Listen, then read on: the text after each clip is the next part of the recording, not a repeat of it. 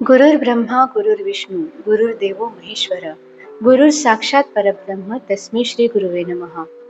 हा श्लोक आपण अगदी रोज म्हणत असू, पण कधी या श्लोकाचा अर्थ समजून घेण्याचा प्रयत्न केलेला आहे? नमस्कार. मनातले बोल या पॉडकास्टमध्ये मी शर्वरी परत एकदा सर्वांचं मनापासून स्वागत करते आहे. मित्रांनो, रोजच्या जीवनात आपण कधी हा विचार केलेला आहे का की गुरु अर्थात कोण? म्हणजे फक्त आपल्याला शिकवणारी व्यक्ती, की आपल्याला अज्ञानातून प्रकाशाकडे नेणारी, आपल्याला विश्वासाच्या जगाकडे नेणारी आणि स्वतःकडे बघण्याचा दृष्टिकोन बदलणारी व्यक्ती? गुरु. गु म्हणजे अंधार आणि रु म्हणजे अंधकाराचा नाश करणारी व्यक्ती. गुरु या शब्दाचं सामर्थ्य इतकं जास्ती सांगितलेलं आहे की ज्याला गुरु पाठीराखा आहे त्याला कसल्याही संकटांची, कसल्याही पापांची भीती नाही. कारण गुरु हा रक्षण करता आहे, गुरु हा मार्गदर्शक आहे आणि म्हणूनच गुरु असणं ही खूप सौभाग्याची बाब मानली जाते. गुरुपौर्णिमा आपल्या आयुष्यात सतत प्रकाश कसा तेवत राहील, अज्ञानातून ज्ञानाकडे आपल्याला कसं जाता येईल याची सदोदित आठवण करून देत असते. लहानपणी चालायला शिकवणारे आई बाबा, पहिलं अक्षर शिकवणारे आपले गुरु, चुका दाखवणारे मित्र, कठीण प्रसंग सुद्धा कधी कधी आपले गुरुच बनतात. कारण या कठीण प्रसंगातूनच तर आपल्या व्यक्तिमत्वाची जडणघडण होत असते, खरं ना? कारण हे असे प्रसंग आपल्याला कुठल्याही पुस्तकात मिळत नाही.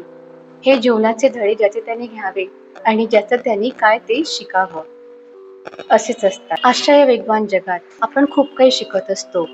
नवीन नवीन तंत्रज्ञानाच्या जगामध्ये शिकण्यासारखं खूप काही आहे, पण आपण एक गोष्ट मात्र हळूहळू विसरत चाललेलो आहे आणि ती म्हणजे कृतज्ञता. आज एक छोटासा प्रयत्न करूया.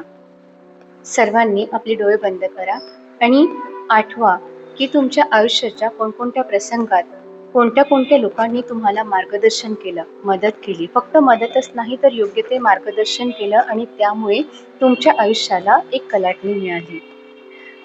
आणि त्या लोकांना एक छोटंसं धन्यवाद. त्यांनी जी मदत तुम्हाला केली त्याच्याकरता खरोखरच एक छोटीशी कृतज्ञता व्यक्त कराल तुम्ही. तर जर तुम्ही असे करू शकलात तर गुरुपौर्णिमेची हीच खरी गुरुदक्षिणा ठरेल आहे. काय मग, करणार ना सगळेजण हा प्रयत्न? गुरु परंपरा ही अगदी अनादी काळापासून चालत आलेली आहे. गुरु आणि शिष्यांच्या गोष्टी तर अगदी प्रसिद्ध आहेत. आज एक छोटासा प्रयोग करूया. डोळे बंद करा आणि शांतपणे आठवा की तुम्हाला कोणत्या व्यक्तीने सतत प्रोत्साहन दिलेले आहे. अशी एक व्यक्ती जिने तुमच्या छोट्याशा यशावर पण टाळी वाजवलेली आहे आणि अपयशानंतरही घाबरू नको, मी आहे ना, असा धीर दिलेला आहे. तीच व्यक्ती तुमची खरी गुरु आहे. अशा व्यक्तीला धन्यवाद नक्की म्हणा बरं का. गुरु म्हणजे ज्ञानाचा प्रकाश. एका दिव्याला दुसरा दिवा लावण्याकरता स्वतःचा प्रकाश कमी करावा लागत नाही. गुरु सुद्धा त्याचप्रमाणे असतो. त्यांनी ज्ञान दिल्यानंतर त्याचं ज्ञान अधिकाधिक वाढत जाते. हीच तर ज्ञान या परंपरेची खरी सांगता आहे. मित्रांनो, गुरुपौर्णिमेच्या या दिवशी आपल्या खऱ्या गुरुला धन्यवाद नक्की द्या. तुमचा मनापासून उच्चारलेला धन्यवाद हीच कदाचित त्यांच्याकरता खरी गुरुदक्षिणा असेल आहे. मित्रांनो, लक्षात घ्या, गुरु पौर्णिमा म्हणजे हा केवळ सण किंवा परंपरा नाही आहे, तर हा दिवस आहे स्वतःकडे बघण्याचा. मी कुणाकडून काय शिकलोय, मी कुणाकरता काय केलेलं आहे, इतकंच काय की मग माझ्याकडून कोणी काय शिकत आहे, मी कुणाच्या आयुष्यामध्ये काय सकारात्मक परिवर्तन घडून आणतो आहे, हे सुद्धा बघण्याचा हा दिवस आहे. कारण आपण प्रत्येक वेळी शिष्याच्याच भूमिकेत नसतो, तर कधी कधी आपणही गुरुच्या भूमिकेत जात असतो. म्हणून सतत काही ना काही नवीन शिकत राहण्याचा आणि काही ना काही समाजाला नवीन नवीन देत राहण्याचा प्रयत्न करत राहणं हा सुद्धा या गुरुपौर्णिमेच्या दिवसाचा एक उत्तम संदेश असू शकतो. प्रत्येकाच्या आयुष्यामध्ये आपल्याला जर ज्ञानाचा दिवा पेटवता आला तर त्याहून अधिक आनंदाची गोष्ट काय असेल आहे. तिमीर सारुनी नैराश्याचा ज्ञानदीप उजळतो, तोची गुरु म्हणूनही म्हणवितो. खरं आहे ना.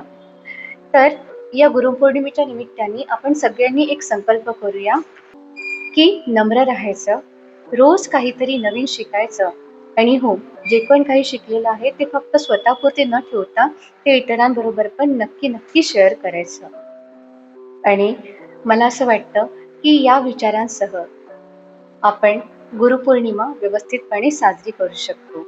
फक्त केवळ परंपरा किंवा प्रथा किंवा फक्त गुरुबद्दलचा आदरभाव व्यक्त करण्याचा हा दिवस असं म्हणून नाही, तर स्वतःकडेही बघण्याचा दृष्टिकोन आपण सर्वांनी या दिवसाच्या निमित्ताने बदलूया. नवीन काहीतरी शिकूया आणि आपलं आयुष्य सार्थकी लावण्याचा प्रयत्न नक्की करूया. तर याच विचारांबरोबर आपणा सर्वांची रजा घेते. पुन्हा भेटूया मनातले बोल या आपल्या लाडक्या पॉडकास्टमध्ये. तोपर्यंत सर्वांना शर्वरीचा नमस्कार.